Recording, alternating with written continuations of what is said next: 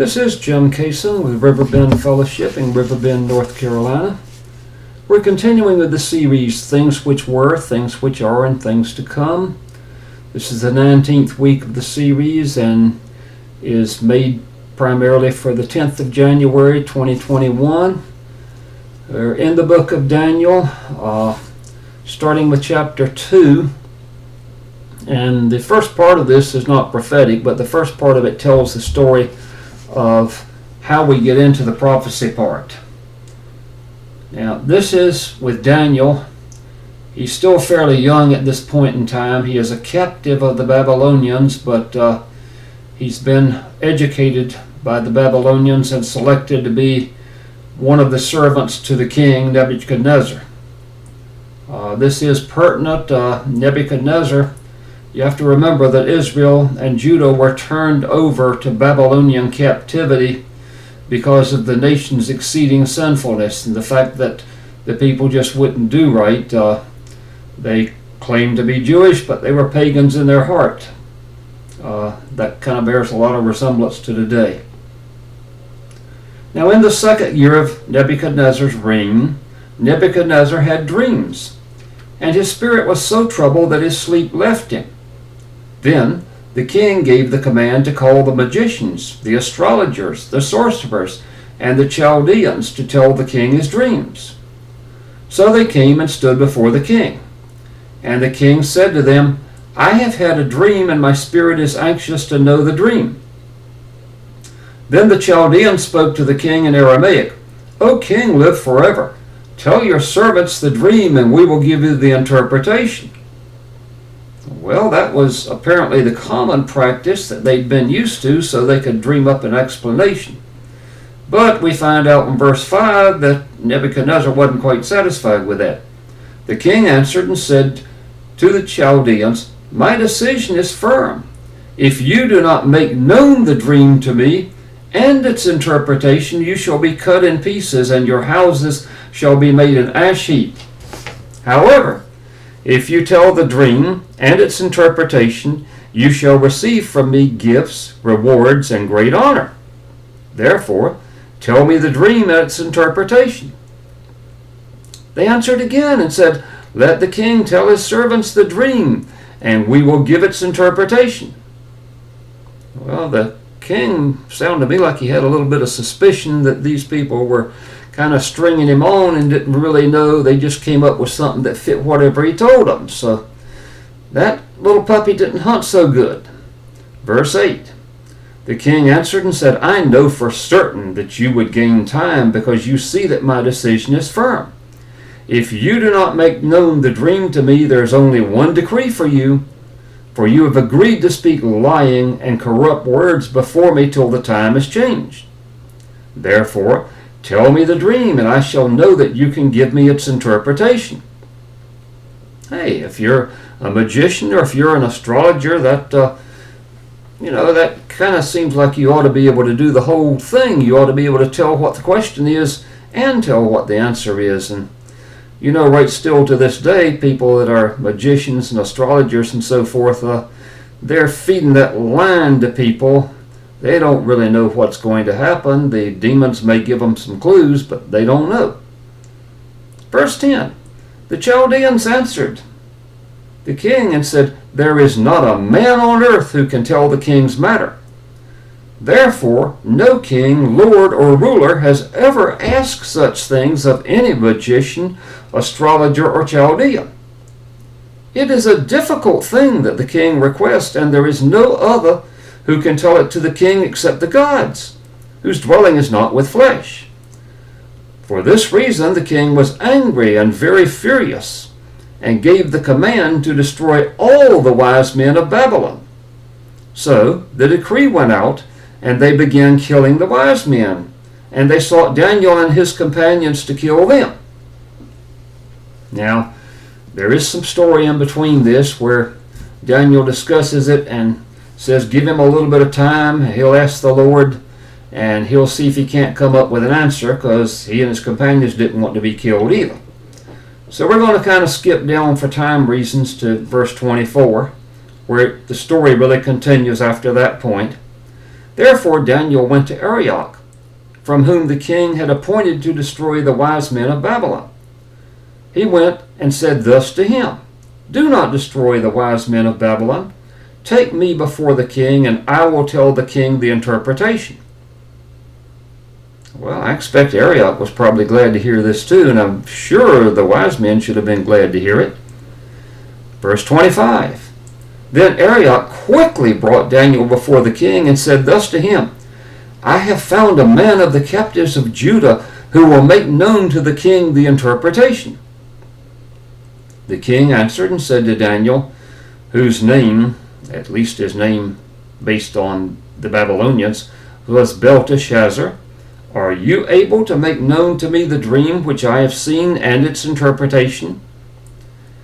And Daniel answered in the presence of the king and said, The secret which the king has demanded, the wise men, the astrologers, the magicians, and the soothsayers cannot declare to the king.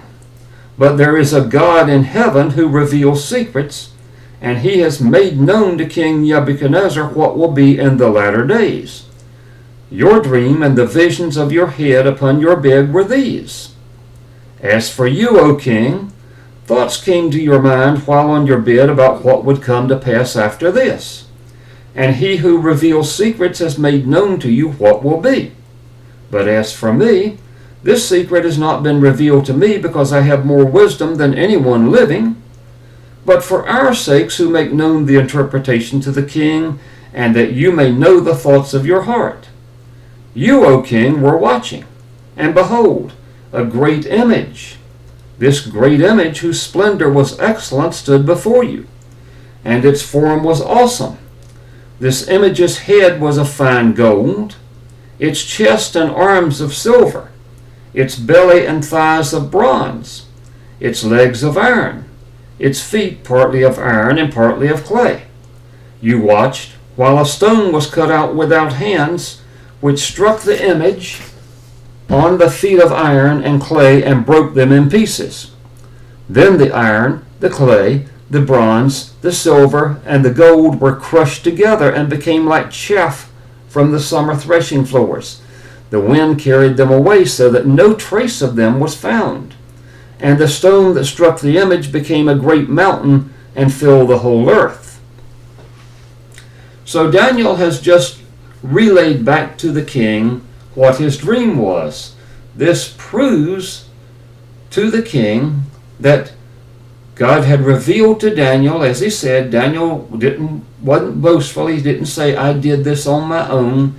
He said there was a God in heaven that revealed it to him. So the king's first part of his question has been revealed. But the king still wants to know, what does the dream mean? So if we go on with verse 36, this is the dream, and now we will tell the interpretation of it before the king. You, O king, are a king of kings, for the God of heaven has given you a kingdom, power, strength, and glory. And wherever the children of men dwell, or the beasts of the earth, field, and the birds of the heavens, he has given them into your hand, and has made you ruler over them all. You are this head of gold. Well, that probably pleased the king pretty well. They weren't really aware of platinum at that time, so gold was one of the most valuable of all things. But there's a couple of points to notice here. The king did not get all this power by himself. No ruler on this earth gets their power by themselves. God in heaven decrees who will rule and who will not rule, and when their rulership shall be taken away, and who will take it next. Now, sometimes this results in good things for God's people. It's good to have godly rulers. Sometimes it results in what appears not to be such good things for God's people, because evil people come into power, and Nebuchadnezzar was evil. He was not a believer in God. He was a believer in the Babylonian multitude of gods, and he also felt like as royalty, he was kind of one himself. Verse 39, After you shall arise another kingdom inferior to yours, then another, a third kingdom of bronze, which shall rule over all the earth. Okay, well, we do know that after Nebuchadnezzar died and Belteshazzar took over the kingdom, we find out from Daniel the prophecy that they were found wanting, which we'll cover later, and we find that their kingdom went away to the Medes and the Persians, and that's who they're speaking about on the second kingdom. The third kingdom of bronze will rule over all the earth. Well, the Persian Empire kind of got taken over by Alexander the Great and the Greeks. So that was the third world empire as the Bible describes it. Now you also have to remember in this is not speaking over the entire surface of the entire earth. This was speaking over the world as it was known to God's people. So in other words, whoever was in North America and South America at the time, and whoever was in the Far East at the time, that was not really part of overall the earth at that point in time. Verse 40, the fourth kingdom shall be as strong as iron, insomuch as iron breaks in pieces and shatters everything, and like iron that crushes, that kingdom will break in pieces and crush all the others. Well, the Greeks had a pretty good kingdom going on for a while till the Romans came along and took over it. Of course, the Romans were in power at the time of Christ's birth and Christ's death. So that was the fourth kingdom. All of these kingdoms have come about. God appointed them all a period of time to be there, and all of these kingdoms have gone away. But this last kingdom, the kingdom of Rome, does have some, you might just call them leftovers from the kingdom. They don't have huge amounts of secular power at this point in time, but there's leftover parts. For instance, the Roman Church is kind of an extension of the Kingdom of Rome, and there's parts of the Empire of Rome that have formed together. We call it the European Union, in my opinion, and these don't yet have power either. So, what happens here? Verse 41, whereas you saw the feet of toes, partly of potter's clay and partly of iron, the kingdom shall be divided. Yet the strength of the iron shall be in it, just as you saw the iron mixed with ceramic clay. And as the toes of the feet were partly of iron and partly of clay, so the kingdom shall be partly strong and partly fragile. As you saw iron mixed with ceramic clay, they will mingle with the seed of men, but they will not adhere to one another, just as iron does not mix with clay. And in the days of these kings, the God of heaven will set up a kingdom which shall never be destroyed. And the kingdom shall not be left to other people. It shall break in pieces and consume all these kingdoms, and it shall stand forever. So all of this part's definitely in the future, because we still have remaining, as we're going to see when we continue our prophetic study, we have the time period when there's going to be yet another world empire, and that one is going to rule over the entire earth, because men are now pretty much aware of the entire earth. And that empire is going to be led by the Antichrist. In the long run, he will come into power stealthily, he'll accumulate power, and he'll do his best to harass and destroy anyone that doesn't agree to worship him. However, God's not going to put up with that but so long.